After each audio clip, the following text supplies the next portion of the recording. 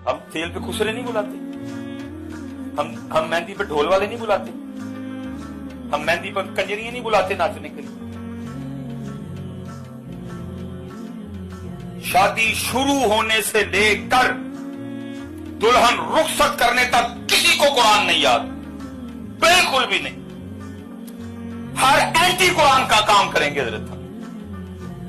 फौजी बैंड बजेगा, दूल्हे के आगे उसके दोस्त बेशर्मों की तरह आधा घंटा नाचेंगे, जवान बच्चियां बारात पे फूल फेंकेंगी, अंदर डीजे बजेगा, मर्दों में औरतों में कोई पर्दा नहीं होगा, देवर भाभी के घुटने पे बैठेगा, धज्जियां उड़ाई जाएंगी कुरान की, तमस्कुर होगा इस्लाम के साथ। और पता है एंड में फिर ये कौम क्या करती है, जब दुल्हन रुखसत करने लगेंगे तो कुरान निकाल लेंगे। जब दुल्हन रुखसत करने लगेंगे तो इस कौम को कुरान याद आ जाएगा।